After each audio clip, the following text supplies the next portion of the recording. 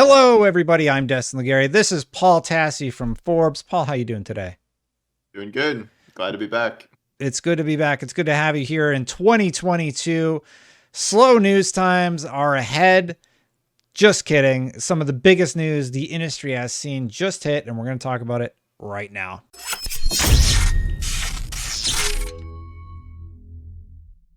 So, unless you've been under a rock, the news is that Xbox and Microsoft have purchased Activision Blizzard, giving them properties like World of Warcraft, Diablo, Call of Duty, Spyro, Crash Bandicoot, Overwatch, and yes, Overwatch 2, all in a nice, neat bundle. And the big question that seems to be on everybody's mind, which is a little bit of a surprise to me, is PlayStation in trouble? Now, for me, no, they're not. My immediate reaction to that is like, I see a lot of PlayStation fans very concerned about PlayStation's future, and PlayStation has the #1 selling console. They're #2 in the industry. Horizon's about to come out right around the corner. Like, they're just fine. So, Paul, what are your thoughts about this in the immediate future and in the long-term future? Should Sony fans be concerned? Is there actually some worry here? What do you think? Uh, Immediate future, and by the immediate future, I would say this entire console generation. I would say Sony has nothing to worry about. I mean, we are still in a hard supply lock shortage of PS5s, and they are still pumping out must-have exclusives every single year, multiple Game of the Year contenders usually. So they are doing what they do very well and continuing to do that, and kind of just maintaining that level of quality and momentum. Um, the longer term, though, I do have some concerns that like they can't physically kind of match what Microsoft is doing, and I guess this sort of depends on whether what Microsoft is doing is going to pay off at the scale they want. But by that I mean, there is no answer for Sony here in that, like, oh well, Sony should buy EA. Like Well, reading on they're not. Twitter, a lot of Twitter users seem to think that Sony could just buy EA. What is your response to that? My response to that is Sony is 7% of the size of Microsoft.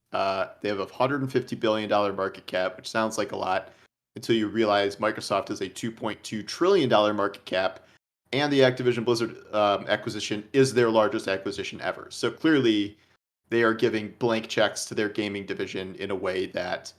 So it's PlayStation and Nintendo can't make these moves. The only people that can even possibly make moves like this are Google, Amazon, and Facebook, and They're all not of those getting in the struggled. business. Yeah, all of those have struggled in various ways to even kind of step foot in this regard. I heard this detail that Activision was trying to sell itself to Facebook at one point, is like before they went to Microsoft, and Facebook didn't want to do it because like Facebook is still obsessed with VR, and The that's M like the word. corner of gaming. Yeah, the metaverse. Well, not yeah, they changed their whole company name to that. So here we are. So Microsoft is like weirdly competing in two zones where they're making these huge power moves that existing video game competition can't match, but then they're also like outdoing their huge tech counterparts that are not involved in gaming in any meaningful capacity. So that's very interesting to see. Past that, Sony already does feel like they're starting to be in a kind of weird spot with so much stuff being, day one Game Pass stuff, and like obviously with these acquisitions, that just means more and more stuff gets added. Whereas they raised prices by $10, and that is just like their plan for this generation. It seems. I saw an interview with Phil Spencer where he said he assumed that Sony would start doing like day one on PS Plus or something things, but Yeah. it is very hard for me to see that happening. I don't know if you think they'll ever do that, but Well, there's the whole for, Spartacus rumor, and obviously this is massively going to take the wind out of the sails of any sort of Spartacus announcement. It does feel like, in terms of services, Sony does have some catching up to do. In terms of exclusives, Sony is very far ahead right now, and this is Xbox getting ahead of that as much as they possibly can and just saying, here's our exclusives now. That is now a dead conversation to be having, right? yeah, exactly. And we're only just kind of ramping up the whole like Xbox has exclusives now thing. And so far, it's going really well. Like between even just the last year with Forza and Halo, and they're already kind of 2 for 2 in terms of major releases that have come out. Mhm. And some things just seem like sure things. Like Elder Scrolls 6 is going to be a hit. Yeah. I can't imagine that's going to be a huge disaster. The next Call of Duty game, whatever that is, will be the best-selling game of the year almost certainly. Like whether it might not get 9s and 10s or something, but like that is going to be a massive property for them. Things like that. Diablo 4. So there's a lot of sure things coming up, plus a lot of things that can surprise us along the way from Xbox. And I don't know if you're having this like, oh well, Sony's got all these high profile must have exclusives at the same level, because we're used to the last generation of Xbox having just barely anything in that category. A couple games over a whole generation that are maybe on the same level, whereas now they're already starting to match kind of year for year. So again, it's still early, and Sony is still riding high off many generations of PlayStation success, but I can see the longer term here and how I made the analogy of kind of like Blockbuster versus Netflix, where Blockbuster was massively successful. It was the number one video chain, and but and so that's kind of the approach Sony's taking with $70 games. And if the Xbox's Game Pass catches on as kind of this is how we want our games to be now. We want all of this stuff on Game Pass, and Sony does not match that. That could be problematic over the longer term. Sony's in a very difficult spot. They still haven't announced their answer to Xbox Game Pass, which is rumored to be Spartacus, but that's not announced yet. We don't know the price point. Their big stance is, hey, we charge you $10 more for games. Now, granted, those games are excellent, but at the same time, Xbox is looking better and better as they continue to build momentum with mega purchases. So I made my silly hand graph and everybody laughed at me, but with this Activision merger, remember we had that conversation. Do you think this ends up evening out, or even Xbox coming in top by the end of the console generation? In terms of console sales or game sales or like quality of offerings, like I suppose guess we could break those into categories. categories. Like console sales, we know now that Xbox is at about 12 million, and I believe the previously reported numbers for Sony was about 17 million. That was actually from your article, Paul. So yeah, so we're already above the 2-to-1 ratio that we had last generation. Mm-hmm. So like Microsoft is already outperforming that. It's so hard because we don't know what would be happening without supply limits. I think PlayStation is more hard supply limited than both versions of the Xbox. So Sony may be even further out in front there. But again, that's kind of immaterial, because like even Microsoft would admit that like they don't really care as much about console sales to a certain extent now, and they're they have 25 million Game Pass subscribers, and we could talk about PlayStation debuting Spartacus and all these changes and like it trying to be a Game Pass competitor. Unless they're doing day one exclusive launches, it's not a Game Pass competitor. It just isn't. Like you can offer me all the PS3 and PSP games in your library that you want, and game demos and this and that, and like it is just not the same without the ability to have first party games launching on it.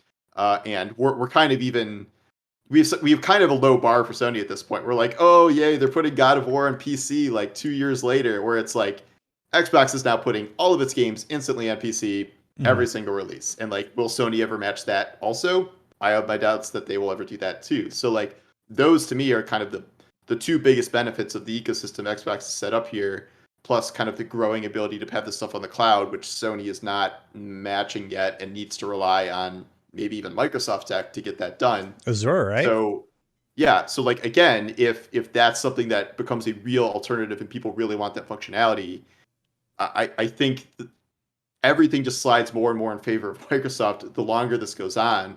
And I don't know how long, Sony's, Horizon looks great. I'm sure Ghost of Tsushima 2 will be great, and God of War 2. Like, all of these are going to be great games, but unless they are kind of pushing the medium forward in these other ways like Microsoft is doing, I do wonder kind of what the long-term picture looks like. I don't think Sony can compete with an announcement of this caliber. They don't have the capital to like go buy EA. They just can't do something like that. They are technically in debt.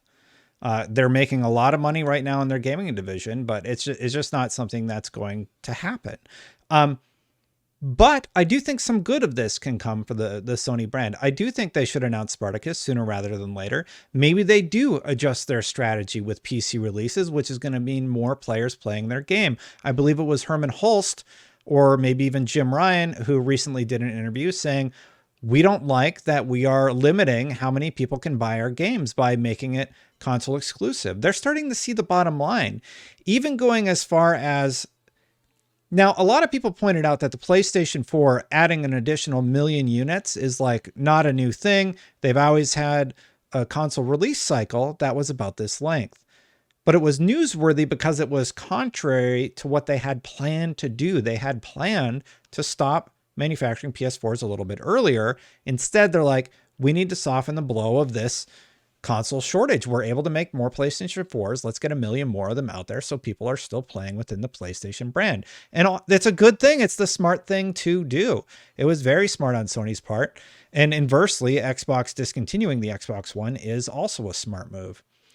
My point is, I do think that this is going to force Sony to take a long, hard look at some of the stances that they have made. Releasing PC versions of games 2 years later. They recently acquired companies that can help them port PC games faster. So maybe the exclusivity window on console starts getting shorter. Maybe their Spartacus answer to Game Pass, they're going to have to sweeten that deal a little bit more. And you know who wins at the end of the day, Paul? Consumers. And that's always what I have always wanted. I do think that this puts Xbox and Sony dead even. Sony is going to continue crushing it with excellent games. Xbox now has a killer service that is undeniably the best value in gaming. They're not going anywhere. I don't think Sony's in trouble. I don't think they can necessarily answer back with something at the same caliber, but they do have a lead. And I think this will narrow that gap and make these two compete even more than they already have for your dollar. And that is a good thing in my opinion. Now, exclusives. Activision has a lot of coveted games, and I wanted to get your take. I did my own video sort of about this, but I want to hear your thoughts. Some of the properties that off the top of our head, and we're not even going to talk about King Mobile because King Mobile is what everybody seems to be sleeping on. That is, I think they make like 50-60% of their revenue from King Mobile. So it's just a money printing machine, and that won't change. Yeah. So don't sleep on the King Mobile thought in the back of your head. But the mega franchises that I think most gamers are questioning are what's going to happen with World of Warcraft or even StarCraft, Diablo, Call of Duty, Overwatch, and then smaller titles like Spyro and Crash Bandicoot. How do you think they play the exclusivity window going forward after having made statements such as, let me find exactly what they said so I don't mess it up, okay? Sorry, Paul, give me 2 seconds. This quote is, I think I've copied this quote so many times. Activision Blizzard games are enjoyed on a variety of platforms, and we plan to continue to support those communities moving forward. Separately, they also said, I'll just say to players out there who are playing Activision Blizzard games on Sony's platform, it's not our intent to pull communities away from that platform, and we remain committed to that. We know what happened with Bethesda games. They said vaguely the same thing. This is about bringing exclusives to Game Pass, and now we know Starfield and Redfall and Elder Scrolls is Xbox exclusive. So what's their play here with Activision Blizzard in your opinion? Yeah, that statement means essentially nothing. It can mean whatever you want it to mean. What I think they mean by that is they are not going to disband active communities, so they're not going to like shut off PlayStation Overwatch servers or Warzone servers or things like that. But I didn't hear your opinion on this, so I am curious to see if we're on the same page. But if I'm Phil Spencer, like this is my plan. All future Blizzard IPs are going to be Xbox exclusive. Overwatch is going to be in this weird transition phase where I don't really even know what they're going to do with Overwatch 2. Whether they're going to keep on the track, like that development just seems like a disaster to begin with. But a lot of Overwatch 2 was sort of just base upgrades to Overwatch 1, and it was going to change over. They could just keep Overwatch multiplayer on all platforms. That kind of sounds like what that statement indicates. Most Blizzard games are kind of core centric to PC, and I don't see that changing. Like, you can see things like World of Warcraft now gets you, Game Pass gets you X amount of months as a sub or whatever, things like that. But if there is, say, a console version of Diablo 4, I think that would be Xbox exclusive, even if kind of the main platform there is PC. I think if they bring back, other older franchises, StarCraft would probably be PC centric, but if they made a StarCraft FPS finally, StarCraft Ghost finally gets made, that would be Xbox exclusive, things like that. Call of Duty is its own category of crazy, where my prediction would be Warzone stays everywhere. They keep just doing Warzone seasons as is. That's one of those communities they're not just going to kind of shut off on PlayStation, I don't think. Uh, my guess is they change the entire structure of how Call of Duty works as a franchise. Call of Duty, besides King and like kind of limited Blizzard revenue, was Activision's business. That was the only game they made. They had every support studio pumping out yearly Call of Duties, and like that machine was clearly breaking. Like there was the one year where like Sledgehammer couldn't finish their game, and they had to bring in Treyarch, and they made like a Black Ops early, and then now Vanguard is like not amazing and not selling well. And I have to believe that Microsoft is going to let that franchise take either take a year off every so often, or just change it to maybe an every other year franchise. That will result in maybe some of those support studios being able to go work on other things like Spyro and Crash and all the other IPs that they now have, instead of just being these little cogs in a Call of Duty wheel. And I do believe those mainline games will start to be Xbox exclusive. There is no way you pay $70 billion for a company and do not take its flagship property and make it exclusive. I don't know what like existing deals might be in place for, like, I don't know, maybe the next mainline Call of Duty could still be everywhere. I'm not exactly sure how that could work, but I am sure there are long-term plans to take, or medium-term plans to take, Call of Duty and make it a Xbox exclusive franchise. Like, as crazy as that sounds, because we're all so used to that being like the best-selling multi-platform franchise. That is what this kind of deal produces. Like we were talking about this Bethesda deal for $7 billion. This is 70. This is 10 times bigger than that. This is what they're doing with Bethesda, and their only kind of gives with Bethesda are like, yeah, you can play Fallout 76 on PlayStation still, and like we didn't cancel the Deathloop deal. Like that's exactly pretty much what you're going to see, I think, with the Activision Blizzard stuff, and everything they can make exclusive at some point, maybe in a staggered way, that will happen eventually, I think. I agree. I think we've already seen the template for exactly what they're going to do. And the big question that everybody seems to be searching is, will Call of Duty become Xbox exclusive? In my opinion, that answer is going to be yes. For the serialized yearly releases, those will eventually be only available on Xbox. And I bet you when this is all finalized in a year, because keep in mind, for the next year, nothing's changing. All the publishing deals are intact. Everything's going to operate as is, because this still needs to be approved by the government. I believe it's the FCC and the SEC, and all these places need to give it the thumbs up before determining if it's a monopoly or not, which I do not think it will be determined as a monopoly. Obviously, their lawyers looked into that before even attempting to make this acquisition, right? So that I has been dotted and T has been crossed. But Paul, I actually agree with you. I think Warzone stays multi-platform. The infrastructure is sort of built so that it is cross-platform and people can play together. And that's part of the reason they made the acquisition, actually, so that they could figure out how to do that. Some of the other franchises, I agree with you on new IPs. All new IPs, Xbox exclusive. Anything new in development. I do wonder if something like World of Warcraft, if they use the Call of Duty infrastructure for crossplay and do release that on everything, I do think it would be Xbox exclusive.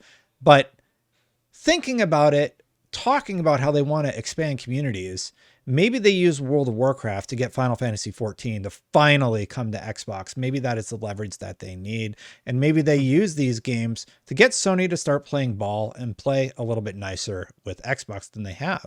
I know obviously Phil wants Xbox Game Pass on everything. Maybe they do use some of these games as leverage. Overwatch, I kind of personally don't really care what they do with Overwatch, because like you're alone in that. But yeah. I think Spyro and Crash do become console exclusive on Xbox. I think Overwatch will become console exclusive after Overwatch 2, whatever becomes of the franchise afterward. Now, you had another question you sort of wanted to discuss, though, and that is this whole acquisition thing overall, is it good for the industry? Before we dive into that, though, I do want to talk about the elephant in the room that a lot of people addressed in their articles and reactions to this, and that is what's going to happen with Bobby Kotick, what is going to happen with the myriad of problems that Activision Blizzard has been facing with the striking employees at Raven. Xbox actually can't come in and touch or fix any of that yet until the deal is finalized. I do think that part of this deal is that Bobby Kotick is out. His contract is up in March 2023, so I'm guessing this finalizes right about this time, and he is getting the boot. It's already been made clear that Phil Spencer will be the CEO of Xbox Gaming, and they will move forward with that. They also were very clear in their verbiage in the press release about being an inclusive company and holding managers accountable for their actions, which means I think they come in and they clean house. If you're named in any of these accusations and there's credible evidence against you, I think you're gone. Period. I think they really look at what has been going on at this company, look at what the employee demands are. I think they meet the employee demands, no problem. And then they move forward implementing a lot of the good things that Microsoft has done at their own company. And I'm sorry to keep talking so long, Paul. I'll throw it to you in a second. The final one was I recently did an article about games costing $70 and why I don't think that should be a thing.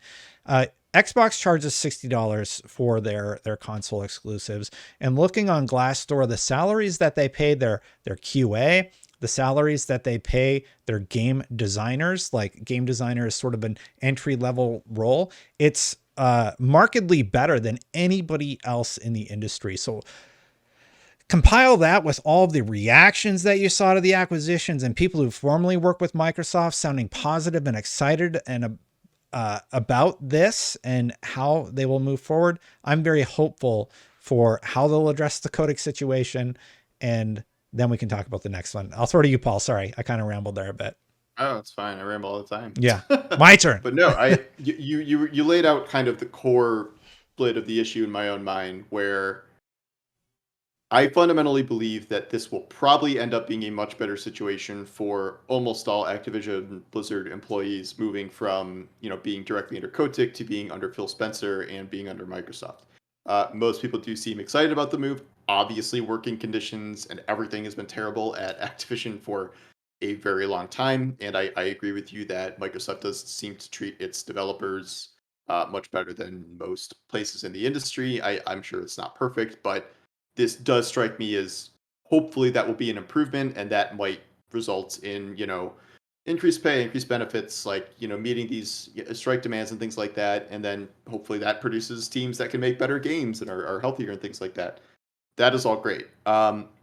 I do not love the narrative of that Microsoft has done this big noble thing by like kicking Bobby Kotick out of the industry, because even if the end result is him leaving the industry, this is about as good a situation as Bobby Kotick could have made for himself. And it like really kind of grosses me out that this is sort of how he's like getting away with it. On that, Because, Paul, did you hear about the yeah, reports where he actually looked into purchasing publications to change perception of what is happening?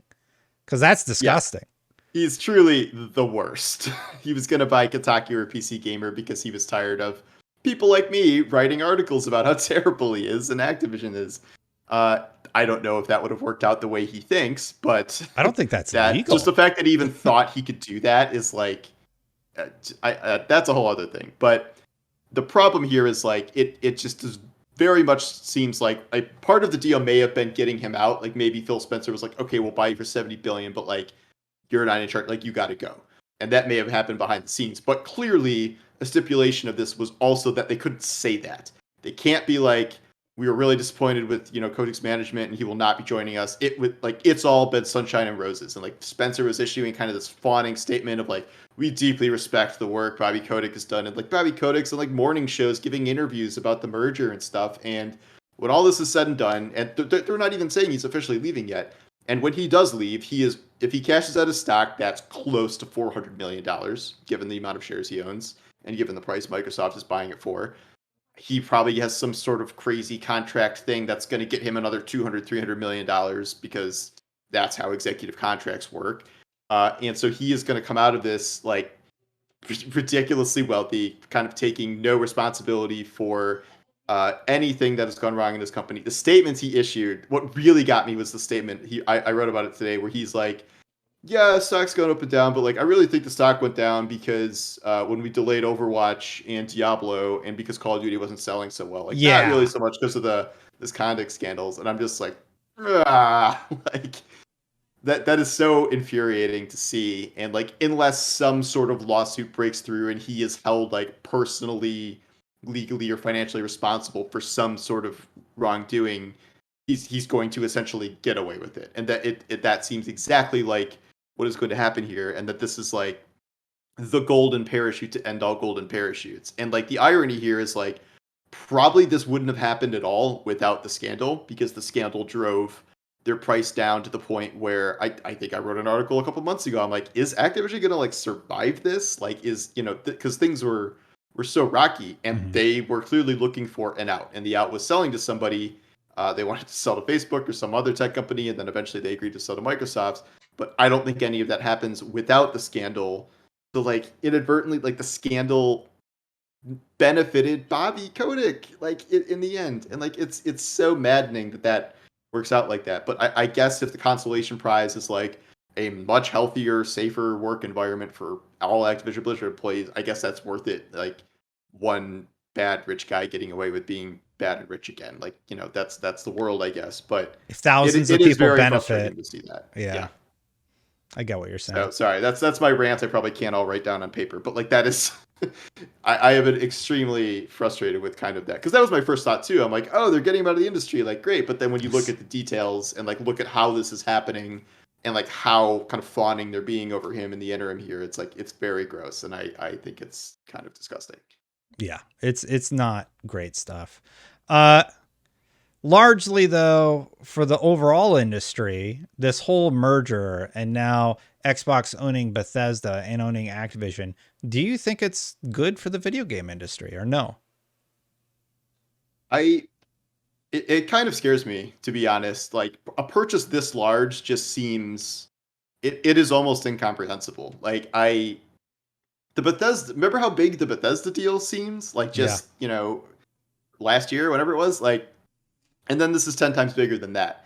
And now that this has happened, it seems like there are no limits. And, I noted that Nintendo's market cap is under what Microsoft is paying for this deal. And like, yes, there's the old story about like Microsoft tried to buy Nintendo once and they got laughed out of the room. But like, this shows it's like not, the only thing now is not, can you buy something? It's, is somebody willing to sell to you? Mm-hmm. And if Microsoft literally, if they're a $2.2 trillion market cap place and they are throwing tons of stuff into, quote, the metaverse and gaming, they could buy EA or Ubisoft or Square Enix or CDPR or Take-Two. Like, that is not unthinkable. And Sony and Nintendo can't match that.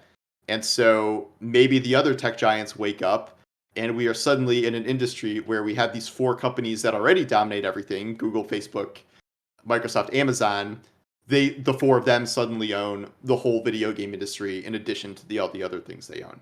And it's the further consolidation of kind of everything in a way that ultimately is probably not great. And we're supposed to think it's great because of cheaper prices and like bigger budgets on Lord of the Rings TV shows and things like that. But like, it is worrisome. Like, I just have kind of like longer term fears about kind of the corporatization of the world and America in particular, where a lot of these companies already have more power than the government in a lot of ways. And this is just sort of, this might be a relatively small step in like kind of the larger problem here, but for the video game industry, I think that like no one is, quote, safe now. And I made the article about, could Microsoft buy Bungie, and that like upset everyone because like they're like, no, Bungie wants to stay independent, blah blah blah, and I'm like, Phil Spencer writes you a check for $11 billion. Yeah. You're going to be like, we love our great partners at Yeah. Microsoft, and we think this is the best way. Like,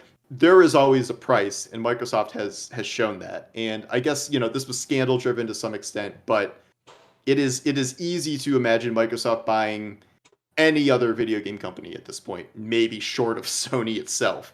Even that, I'm not going to fully rule out. But and then if they don't, another tech giant could wake up and be like, okay, maybe we do want to do more gaming stuff, and then they can buy things. So that is what I'm more concerned about. But I don't know. Maybe the existing model isn't working so great anyway, because Activision, EA, Ubisoft, Rockstar all have like major crunch issues, major executive harassment issues. So like they're not even great as is, and being purchased may not make that any better, but may not make it any worse. So it just something about the size of this deal is just like scary to me in a way that I haven't really felt before. Like Bethesda felt like a strategy power move, like, oh, we're gonna get these but like this is just like one level beyond, to the point where it genuinely shocked me. Like I was like sitting here with my jaw open, like reading Twitter the morning it happened. Like I thought it was a Bloomberg terminal typo or something. I did not think it was possible. But now that it is possible, anything's possible. Yeah. And that's exciting, but kind of mostly scary to me. Anything's possible for Microsoft, it seems, because they have the capital to invest in insane deals like this. Yeah. But like we covered, I don't think Sony can answer back with an acquisition of that caliber. They just don't have the money,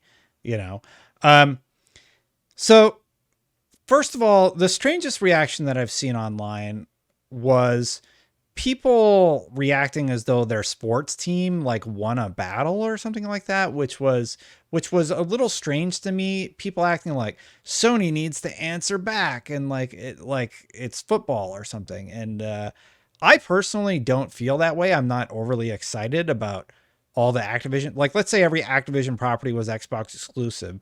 That's not overly exciting to me, because I have all the platforms. I will always have all the platforms, and I'm just going to play where the games are no matter what, right?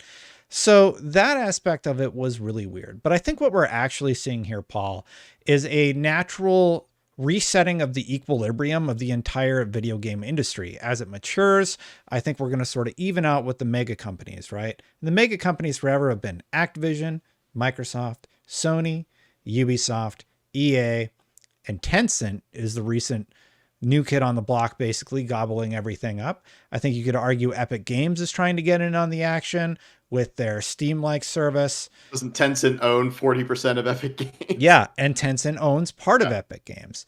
Sony is also owned partially by Epic, or there's some sort of partnership there. I can't remember off the top of my head. It was like there's some sort of investment, but yeah.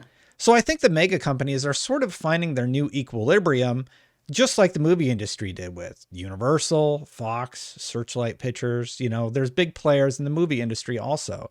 So as the gaming industry matures, you're going to see these mega companies sort of figure out, and all the chips are going to fall into place where they may, and the industry will move forward. And it will also open opportunities for smaller companies as game development gets easier, with engines like Unreal Engine 5, for example, offering tutorials. I can hop in right now, hop in Unreal Engine 5 and make a very simple demo of a game I want to make. And I think that type of empowerment adds a lot of opportunity for creators out there looking to create something interesting. So I think it's a growth of the industry as a whole. I don't necessarily think it's good or bad, though. I think it's just sort of inevitable. We forgot to talk about how blockchain games are going to be 90% of the industry within 5 years. Obviously, that's the next step, Dustin. Yeah, no, I'm good on NFTs and blockchain for like the rest of my life. But yeah, that's all I really had for this episode, Paul. Thank you for joining me and chatting about games. You want to get out of here? Thanks for having me. Oh, sure. All right, let's get out of here. Paul, on our way out, where can people find your stuff? I'm at Paul Tassi on Twitter. I make YouTube videos, usually about Destiny, but lately about Xbox. And you can Google me for my Forbes articles. And you can find me right here and on Twitter and of course on IGN's Unlocked and other various things. I'm going to get out of here. We're both going to get out of here, and we'll see you for the next one. Bye for now, everybody.